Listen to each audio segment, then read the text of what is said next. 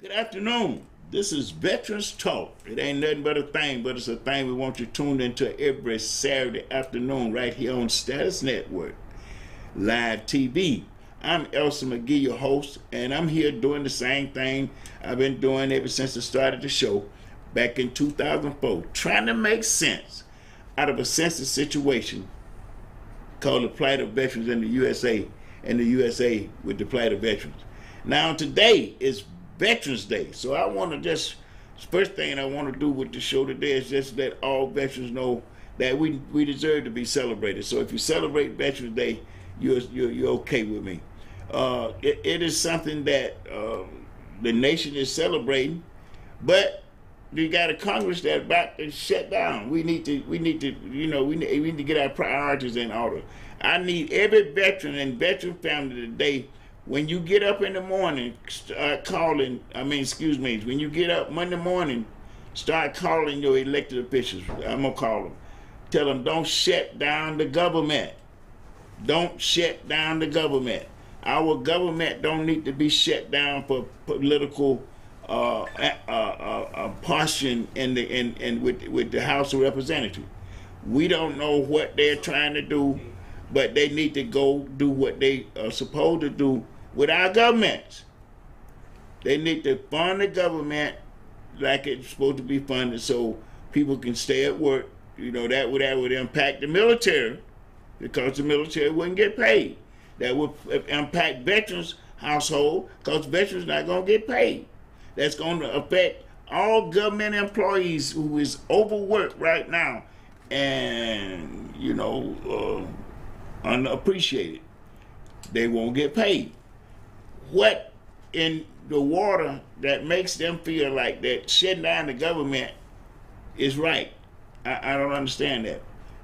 We need to look at this Veterans Day. People celebrating veterans all over the country, but we got these politicians sitting back in corners right now trying to figure out how to cut veterans benefits. We need to think about that because the impact is real. Veterans are homeless. The homeless population in this country is growing. Even though we got all this effort at suicides prevention, still right now, 17 to 22 veterans are committing suicide every day. The ailments of veterans in VA hospitals, they're understaffed and veterans are not getting services. I've been on this walker for a year, almost a year now, since January. VA has been, in my case, I've been out there, I guess, to the medical center 15 times or more. In orthopedics, I got congenital arthritis, which reaches bone to bone. It makes it difficult for me to walk. They put in a consult 2 months ago. I had to go off on them this Friday to get an appointment for Monday morning. So I'll be going into the VA Monday for pre-op. It shouldn't take a veteran that long to get care. I'm just glad it wasn't cancer. It's not cancerous. Diabetes or something that it's progressive.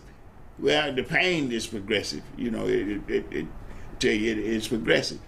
But we need to look at the VA today more than we ever looked at it, because we're at war again. Anytime you got troops under fire, you're at war, because we don't walk away from somebody shooting at us, and we shouldn't. We live in a world that you need the military, family. We need the military, America.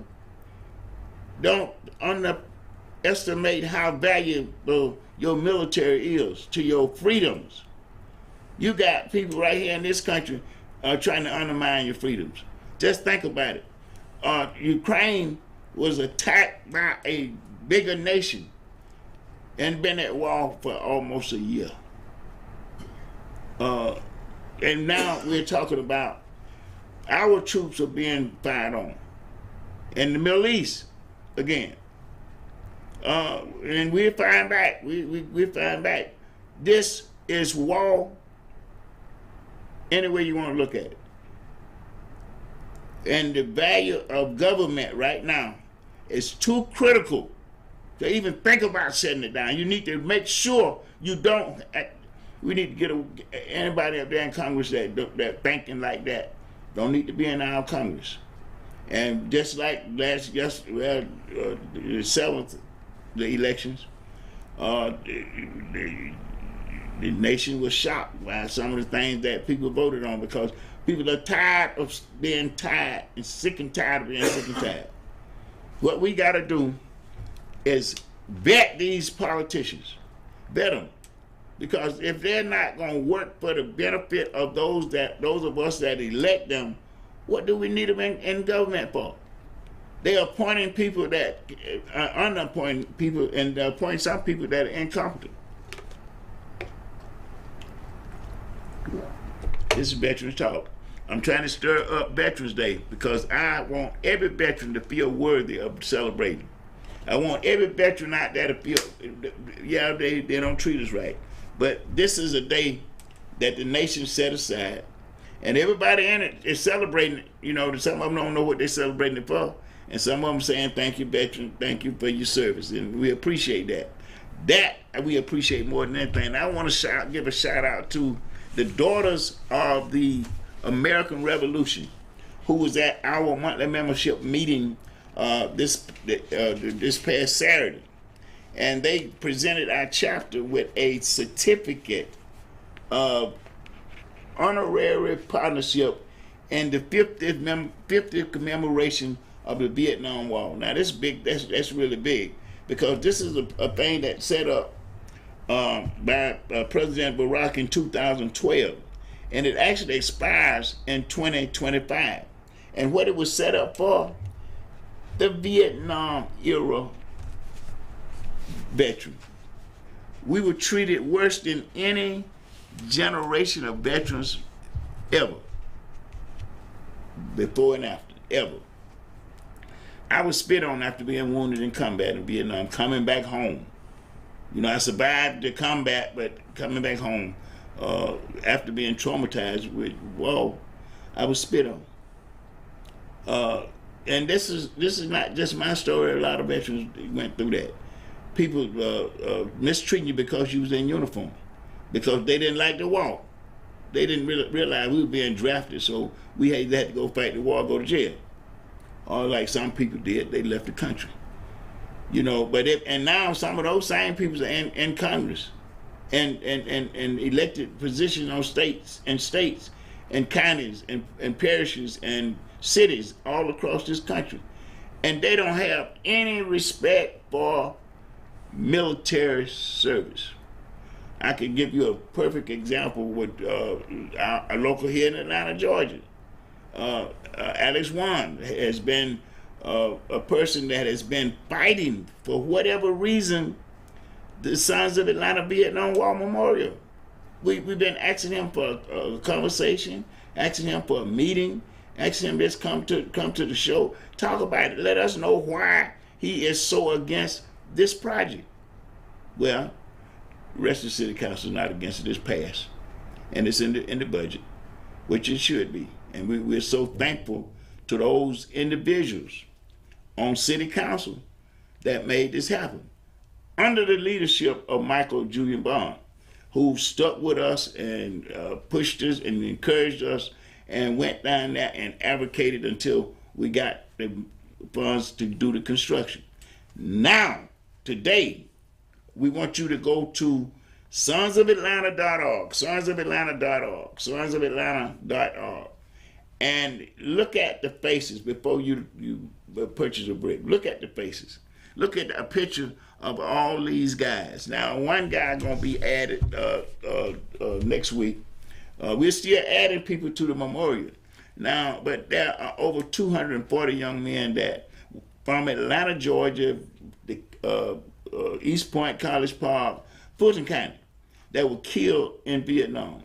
We got this memorial up not just as a monument in the park, but we're going into their communities throughout the county, in the libraries and community centers, to set up help units, resource units, assistance units so that people can get the help that they need to overcome the problems that they're experiencing in the community every day. We talk about violent crime. Nobody has went through the community yet to organize the people to speak out against automatic weapons in this country.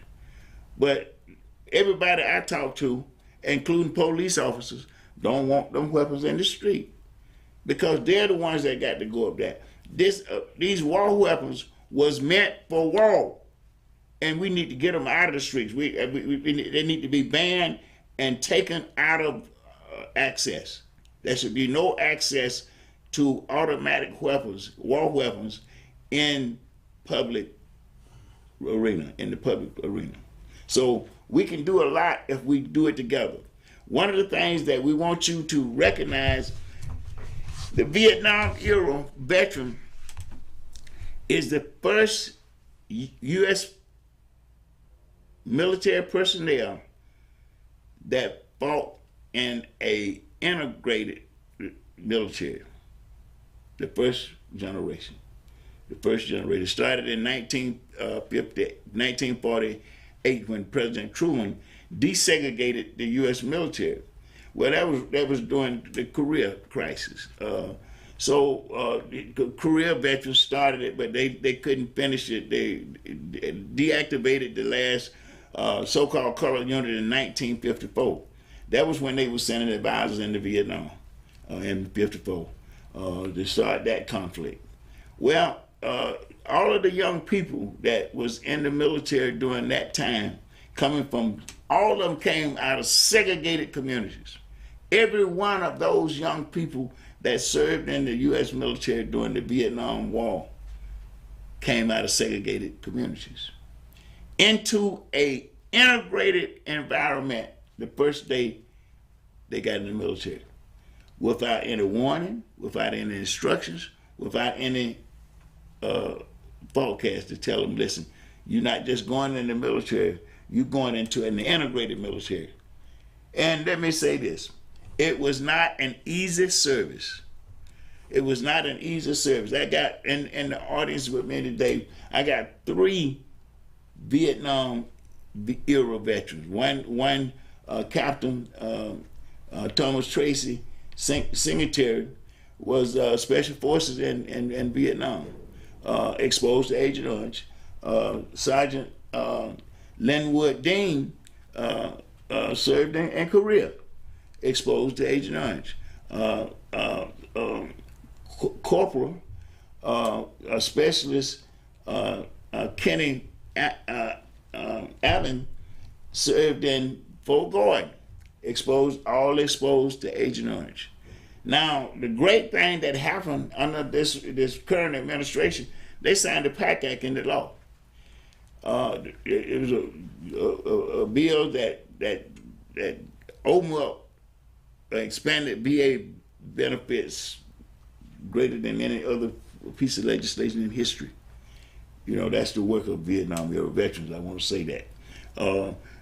It expanded back and it made it easier for veterans that was exposed to this deadly toxic chemical to get benefits. You know, sometimes we're too late in a lot of cases because they died and still dying, more the fastest dying generation ever. But the PAC Act fell short of being the greatest piece of legislation ever, because it excluded several locations where they know Agent Orange was used, stored, transported, tested, but they left them off the PAC Act. So those veterans, suffering from the same condition as those of us that went to Vietnam, are not eligible for compensation. That violates the Constitution of these United States, as far as I'm concerned. It denies equal protection of the law. It denies equal opportunities to benefits. Even though they know that these other locations, Okinawa is another location that should have been on the list. They know the stuff was there. It's several of them, including Air Force bases in Florida. You know, there are several places in this country where veterans served during the Vietnam era that was exposed to deadly toxins like Agent Orange, and they're not able to get the same benefits as their peers who served elsewhere in those locations that Congress had approved. So we are asking Senator Warnock and Senator Ossoff and Nikita Williams to come together and propose an amendment to the PAC Act to make sure that all these locations that they know of are approved and put on the list for approved locations for the same conditions that they approved for Vietnam. That would be the fair and best thing to do. This Veterans Day, every veteran that's listening to my voice is calling their congressmen, their senators, and their elected representatives, and tell them two things. We want the PAC Act amended, and we don't want to see. We want to talk about shut down the government. We don't hear that no more. The government should never be shut down. There's no reason for our governments to be shut down when they are set up to protect and serve the people. We've got a lot of people in Congress in Congress right now, and you can tell by what they say and how they're acting. They don't care about the government of this country. They don't have any respect for the laws of this country. As a matter of fact, they want to change all that. Now, what they want to change it to, God and only them know. But it's our government now. If we sit back and don't go vote on every election, you need to vote. On every election, you need to vote.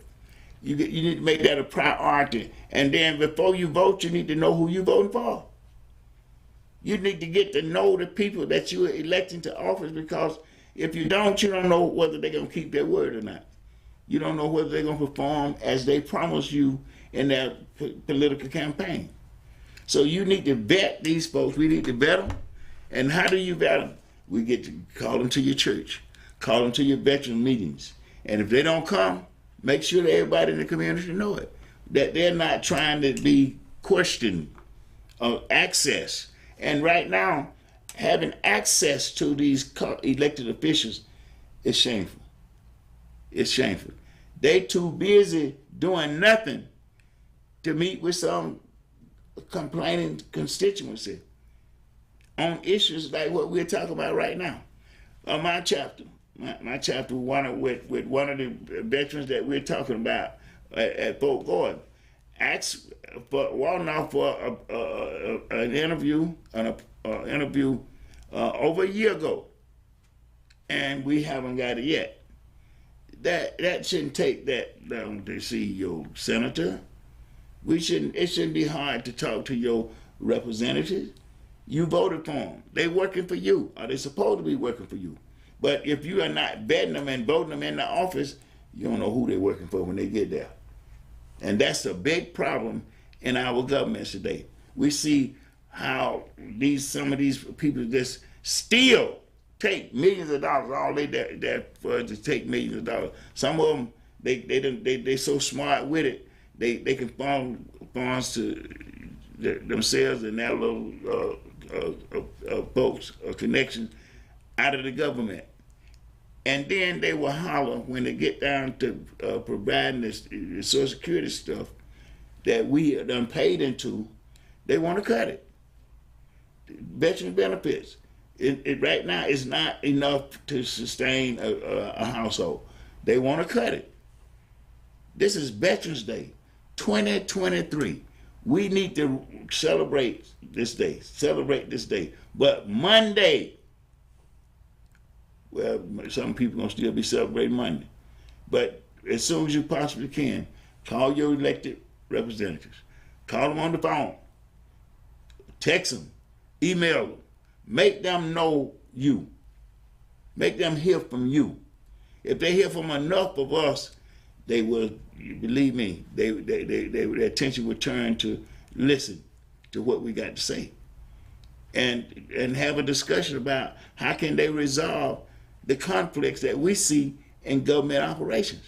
And that's a crazy conflict when you got a government willing to spend billions of dollars on wall, but then they want to cut veterans benefits, or they don't want to hire people to run the VA hospitals.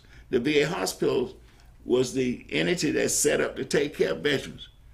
I shouldn't have to be going out to somewhere else to get hip surgery, which I've been struggling with for going on 2 years. This is Veterans Talk. It ain't nothing but a thing. We're not whining, we're talking. And we're organizing too. We had, this past Thursday, we had the Sounds of Atlanta Veterans Day Lunch and Learn. Now, it turned out to be so successful. I'm talking about in attendance now. I'm not talking about we was able to accomplish what we set out, but just getting people to come together to open up this conversation, to open up this thing. And everybody left saying, yeah, we need to start building collaborations, building networks, building partnerships with what we're doing in the community, because a lot of us are doing the same thing. But we don't have to all be doing the same thing to have partnerships. You know, Mason sell more than Coats.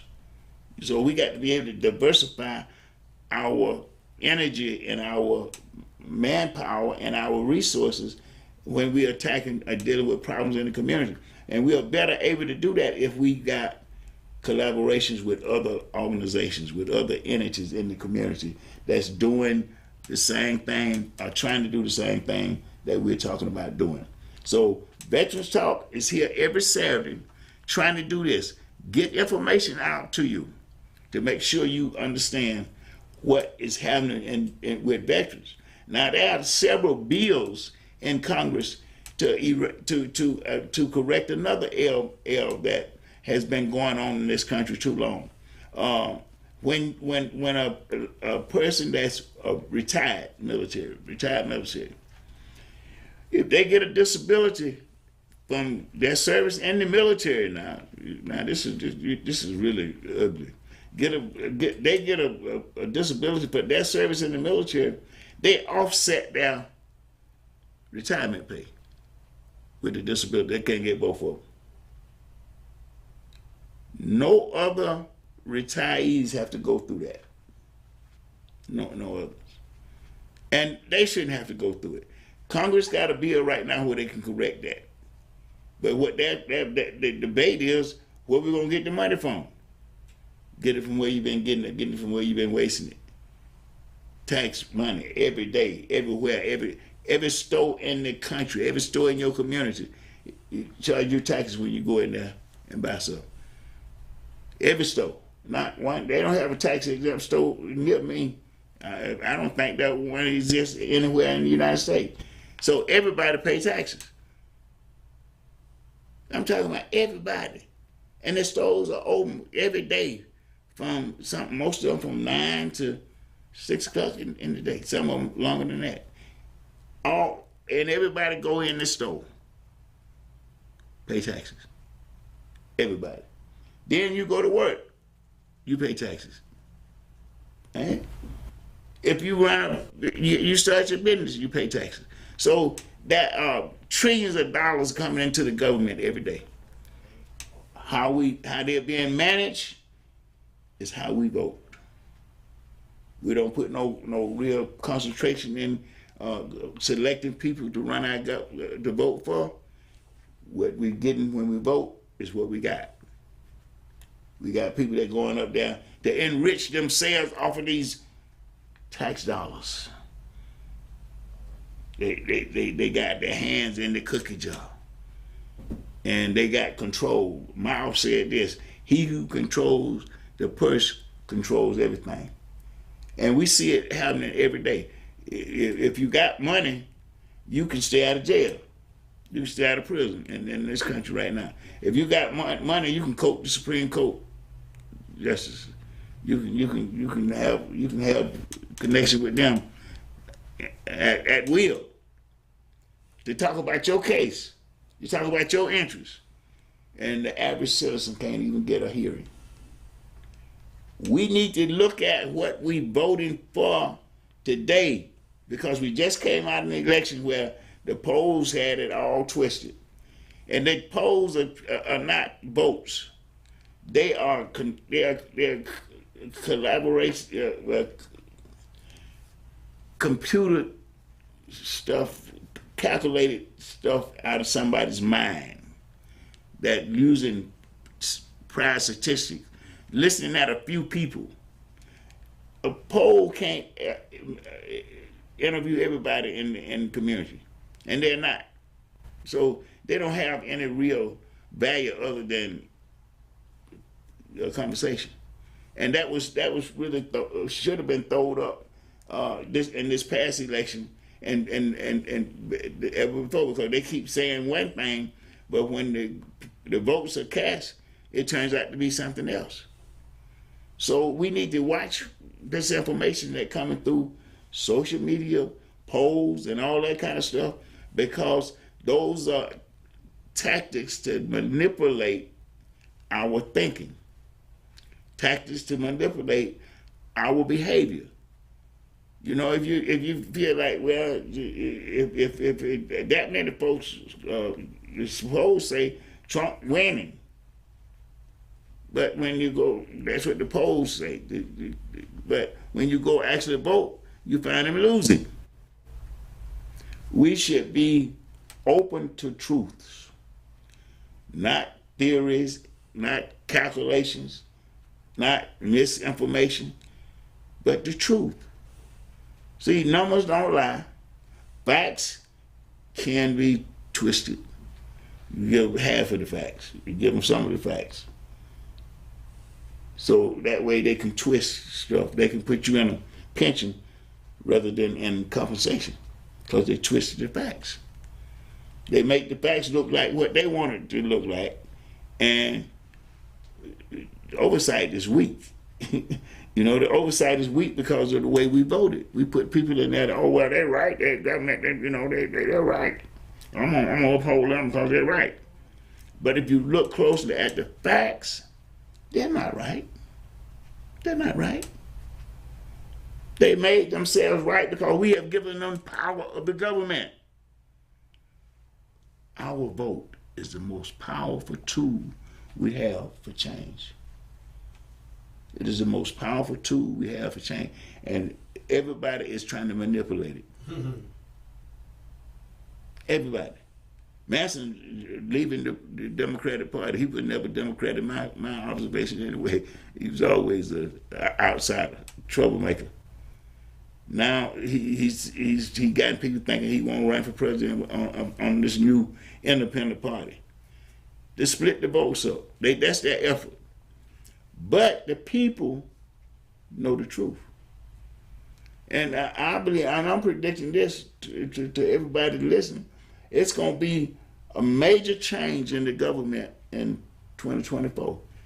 And it ain't going to be by the Republicans. The Democrats going to sweep the House and the Senate and the presidency. They'll sweep it to the point that they're going to have the capacity to change the laws, the capacity to change the direction that the Republicans want us to go back. They want to go back. What this administration is doing, he's looking at the multi-racial composition of the country, and that's what he's putting in his cabinet. That's what should be in there. Everybody should be represented. See what they want to be able to fix where your vote can only elect who they want you to elect. And they gerrymandering all over the country to do that. But the Democrats gonna have the power to stop that. They're gonna have the power to stop it because the people are not going for it anymore. The people, they're not going for it. They got a little cluster group of Americans that want to go back. They want segregation. They don't want they want segregation. In segregation, they paid you what they wanted to pay you. $3 a day. You know, how you gonna work a whole grown man for $3 a day, and you making hundreds of thousands? But that's what they did in segregation. and was able to do it because of their laws. And that's what you see, gerrymandering. You know, these people that get mad with you because the way you vote, they're going to bully you because they think that they can scare you and with violence. But what they forgot, there have come a generation of veterans that made the military what it is today. That's the Vietnam era veteran. They've integrated it and got people to see beyond this color of a person's skin, beyond their culture, and work together, learn together, stay together. And then you can see it now on every military base in this country. You go out there, you see all these young people performing, and they're working together, all races. That's what they meant, moving toward the more perfect union. We're supposed to be growing this country toward the more perfect union. It's perfect when we can all get together and get along. Every nation on earth got communities in this country. Every nation on earth got communities in this country. And that's great. But you got these people that first invaded the country, right? The invaders. You know, let's talk about it. Christopher Columbus didn't discover America. He invaded America. You know, let's just tell the truth what it was. And they killed off the Indians because they was able to separate the tribes and make them fight each other. They doing the same thing now.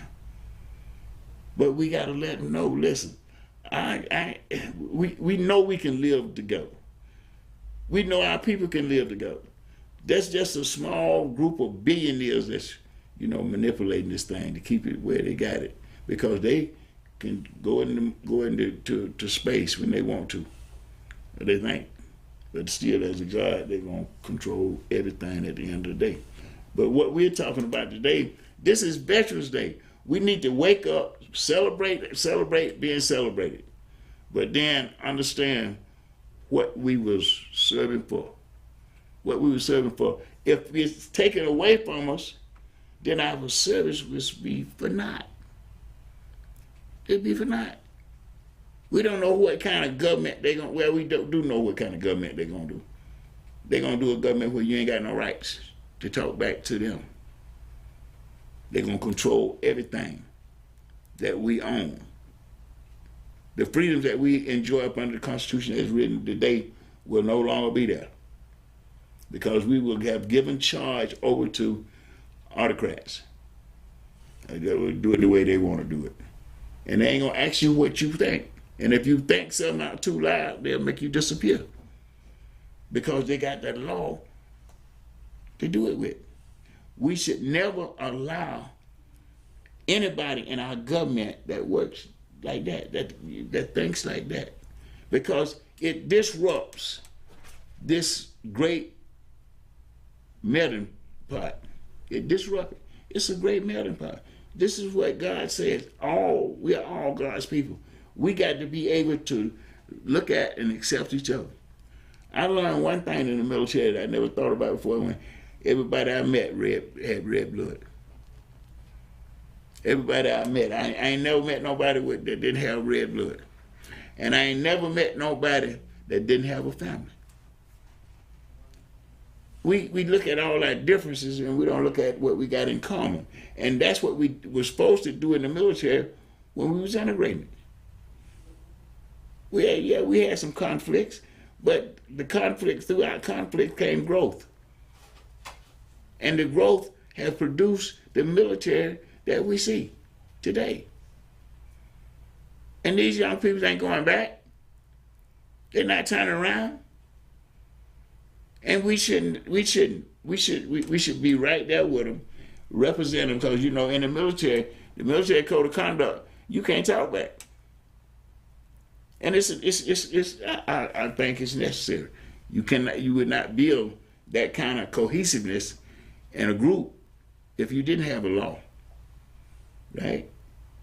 You know, it's a rough law, but it builds and commands and demand cohesiveness for you to be together. All y'all got to be on the same page. You go into a conflict, all you on the same page. I have been in a situation in Vietnam where I looked up and saw that Air Force. Man, I love that because I was feeling heat. I'm taking casualties, and the fire's heavy. The Air Force coming in, just or the Navy come in and drop some stuff on them. Cohesiveness. We all work together. The branches and the soldiers. We got to do that in our communities. Because there's enough in this country for everybody. Ain't no one person got no business with 10,000 acres of land, and here somebody ain't got nothing. That's an imbalance that's going to always cause chaos. Lack breeds crime. Lack breeds mental illnesses. Lack breeds violence. Lack. Just the lack. I don't have what I need. It compels a reaction that's base. Survival of the fittest. It's base. We need to know that. We know that. But we got people in charge that can manipulate us to the degree that, okay, we know that, but that ain't all. That, I got to survive. I got to pay my rent. I just bought me a Mercedes. So I can't get with that right now. We need to look at what we are doing, how we are doing it, and ask ourselves, is this the way to do what we want to do to accomplish what we want to accomplish? That was the way the military did.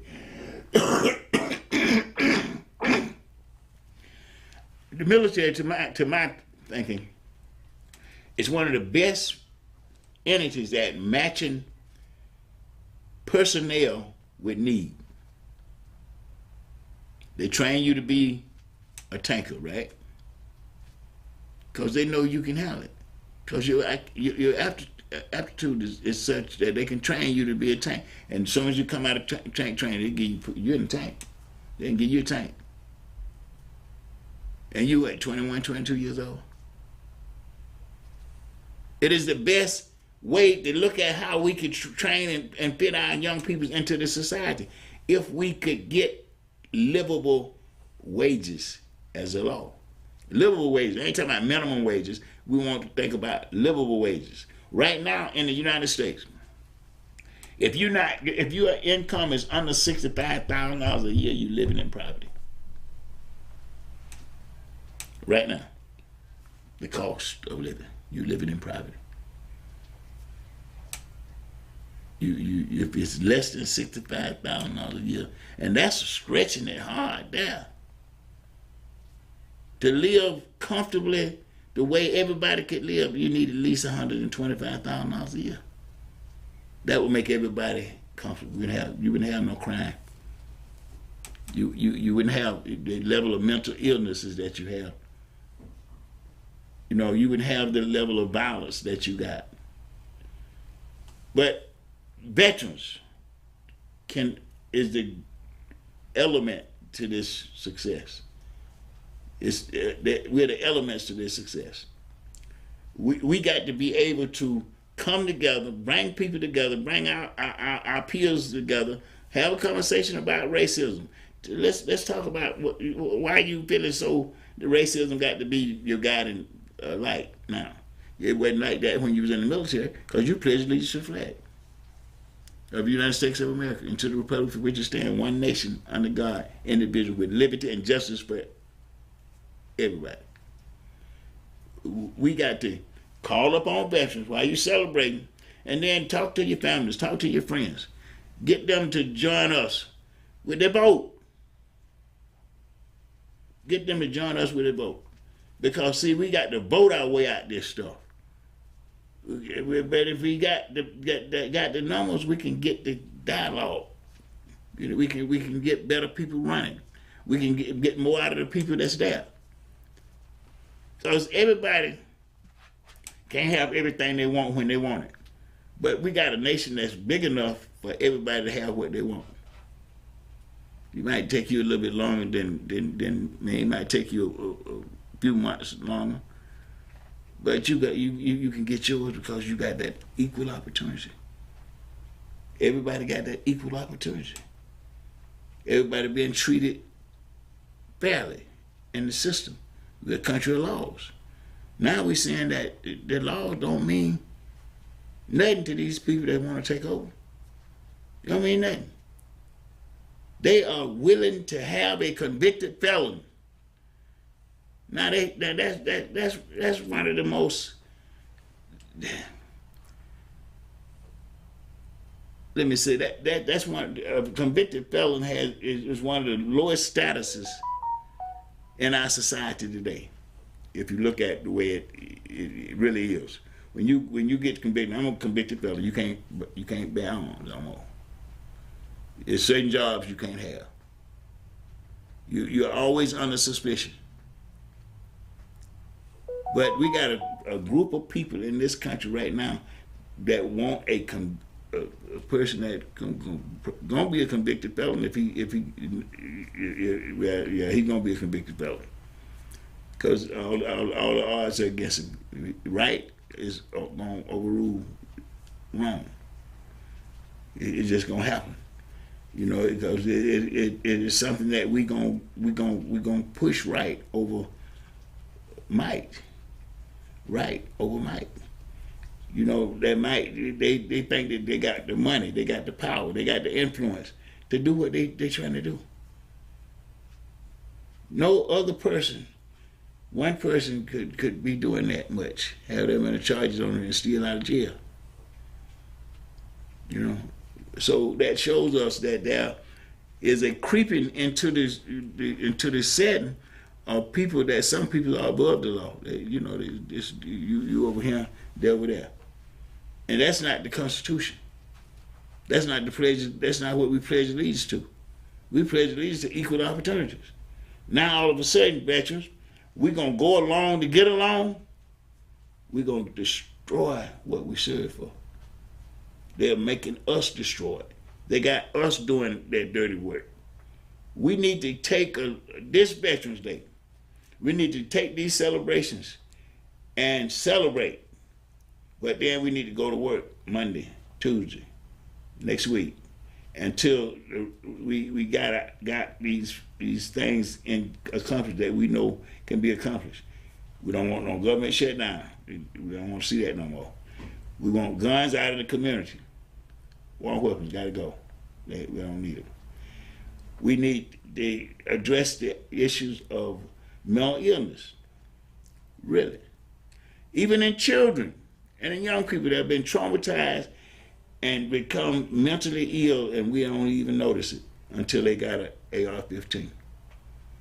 Until they got an automatic weapon where they done kill up a bunch of innocent folks.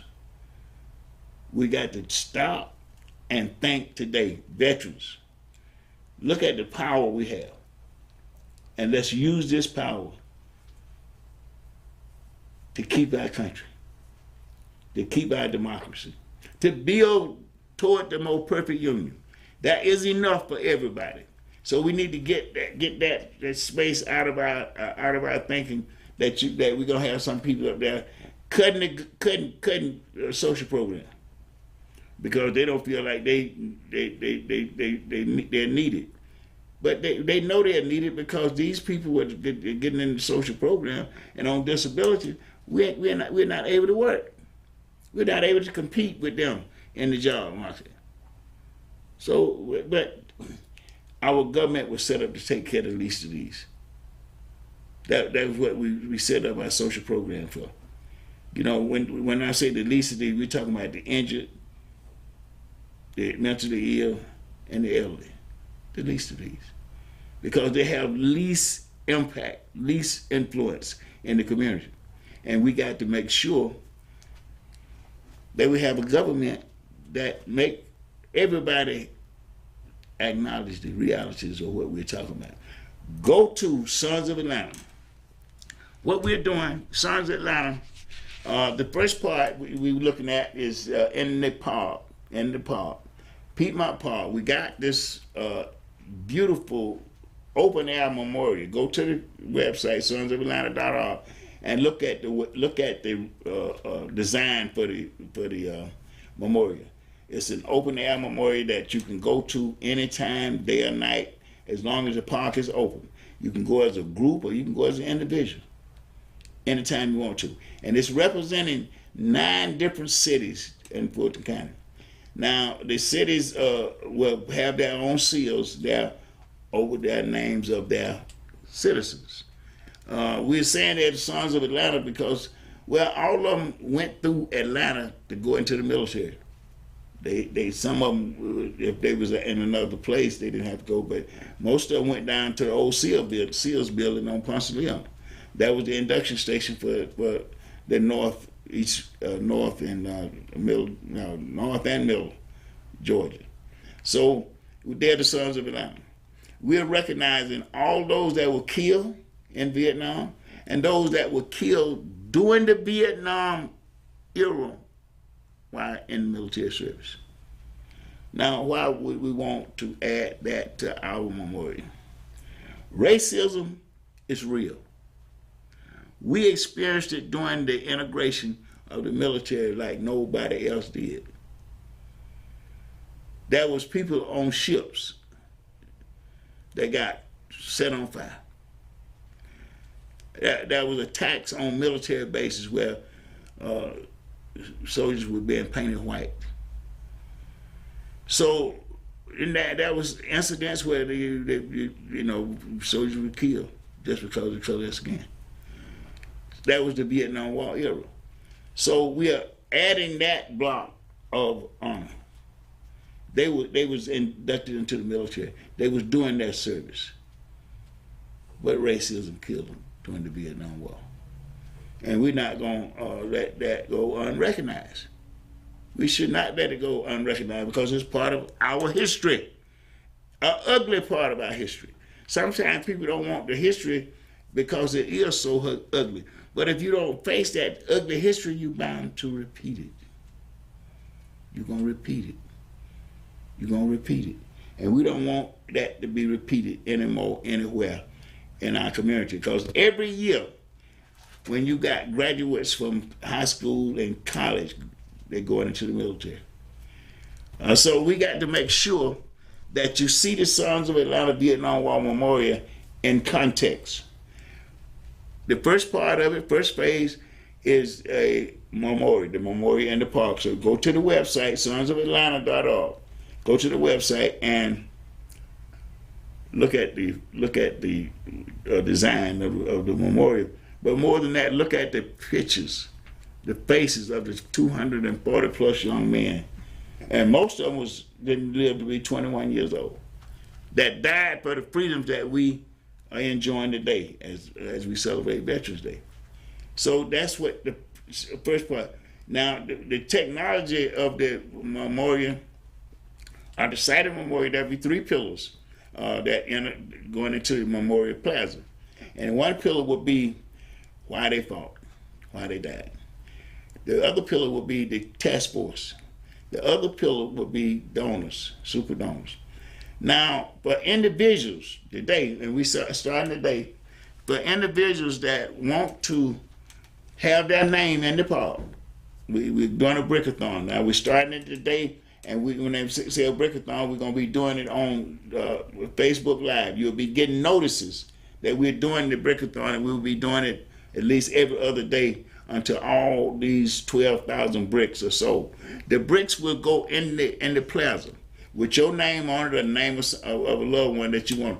You could, while you on the Sons of Atlanta website, look up on the brick purchase, commemorative bricks.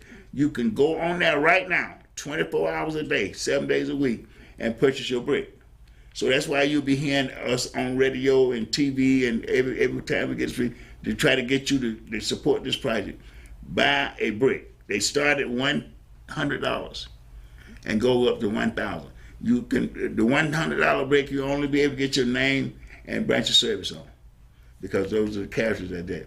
Then you got a $300 brick. You get your name and service and some other stuff that you might want to print. The more you pay for the brick, the more you're able to say on the brick. Once the brick is placed, it's there forever. So your name will be a part of this plaza that people that in Piedmont Park, the most visited park in the city, in the county of Fulton, might be in the state of Georgia. Your name will be there forever if you purchase one of these bricks. And we want you to purchase the bricks because the bricks is a fundraiser to help us move into the second phase. We'll finish up the first phase, because we're going to have an app. We're going to create an app for the memorial. The app will connect the app will connect up every memorial in the state. Every area in the state. So what we'll be doing with that is we're gonna get this app. It's gonna connect up with the moving wall, the Trinity Garden down on MLK, all of the memorials throughout the state. You'll be able to go, this app will connect it up. So we got to do that. And we'll be doing a documentary on how we put the wall together. So that'll be the end of the memorial construction and dedication. And it will be managed by Piedmont Park Conservatory with veterans input. Then we're going to the second phase of the project, which is simply us organizing a volunteer force of retirees, disabled individuals, and others who would like to help in their communities. And they will be in the libraries and the community centers 6 days a week. And they'll be giving out information, education, and resources. They'll be helping people. Because what we're doing, we're bringing all the entities together in the county that's doing the same thing. So we make sure that the impact is felt throughout the county, throughout this whole county. And we're going to challenge other veterans in other counties to mimic what we're doing. Because we're going to change the landscape of the community. We want the automatic weapons out of the community. That's one of the first things we're going to do, because we're going to organize the community to do it. In honor of the Sons of Atlanta. So we got a reason to do what we're doing, and we got a platform to do what we're doing now. We're gonna do it. So what it would look like, if you want to volunteer, you can while you on website, just shoot us a statement, a comment that you want to volunteer, and we'll be contacting you with the form, so you can become a part of this volunteer army that'll be going into the community centers and libraries. Now there'll be a training period for everybody that's in, just like you was in the real army. There'll be a training period. You're gonna have to go through learning how to deal with the community, how interpersonal communication skills, and learn how to set limits on how you interact with people in the community that have not been privy to your knowledge and your level of experience. And that way we can help them. We're not going in looking down on people, pitying, but going in to help them like we would go in to do a military exercise. The military, you got to remember this, and people need to remember this. The U.S. military is the first responder to natural disasters around the world. So we can respond to man-made disasters in our community. We can respond to these things. We need to. And I think if we get enough veterans together to lead in these community centers, we're going to see a major change in the landscape of our community. Go back to when you didn't have to worry about break-ins, burglaries, because we're going to eliminate lack. We're going to eliminate lack where we see it among those people that, if they lack too much, they're going out and commit crimes. So we're going to make sure that we're going to address the issue of lack in the community. And community watch. The community watch that we're going to be doing, though, is not watching for crime, but watching for needs. Watching for needs. When you see somebody that needs something in the community and you know they need it, you need to help them or get them some help. Because the more they need, the worse they're going to get. And what we're doing, building relationships now, we reached out to Spelman College. Spelman, one of the greatest HUVs in the country. Social work program is willing to partnership up with us to make sure that we have some social work students to help us with this volunteer stuff.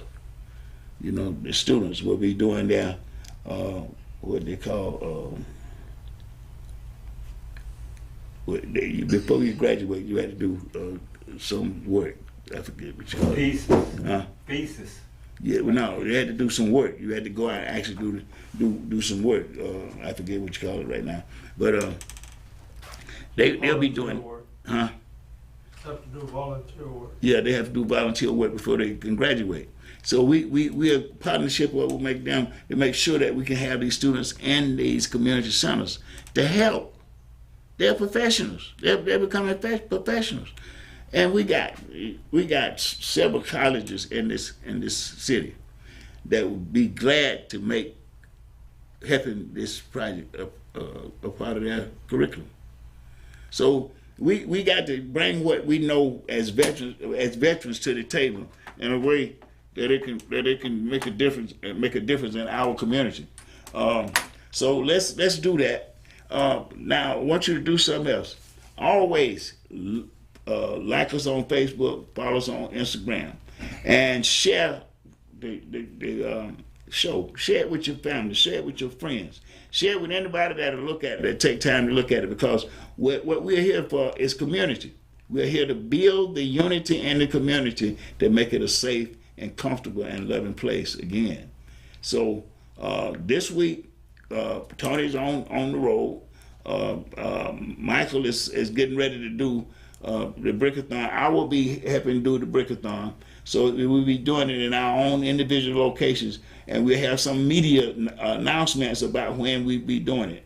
So we're looking for to keep the Brickathon going. And we right now we're saying that you can go and listen to me. Don't hesitate to go, because 12,000 bricks is not a whole lot of bricks in this marketplace. When I say in this marketplace, Vietnam Veterans of America is a national organization.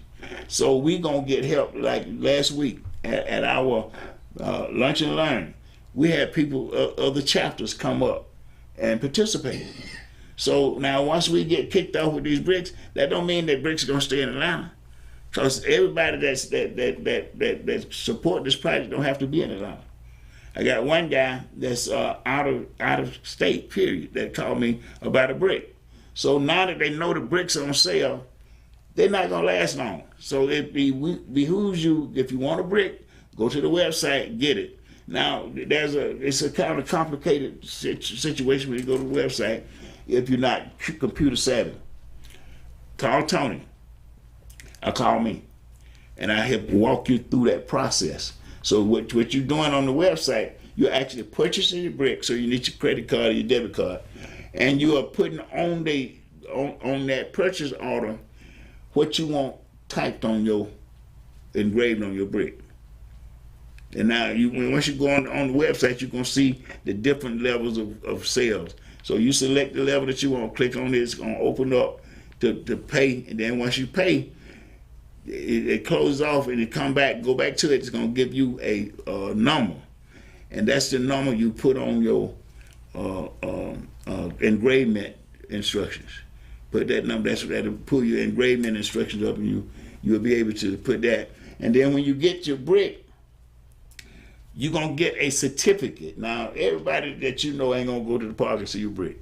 But you're gonna get a certificate of brick, commemorative brick certificate, and that certificate gonna have that number. It's gonna be a number on that certificate, which can tell anybody where your brick at in the park. Right? You can go there and look at the number on the certificate, and you go straight to your brick. So anybody that your family member or friend that go into the park down and say, "I got my brick down there. This is my number. Check it out." That's to let people know that you support the project. That is the way we're gonna fund the second part of the project. And we got some collectibles like the hats. Now I'm gonna say this: the first person that called me and buy a $300 brick, I'm gonna give them a cap.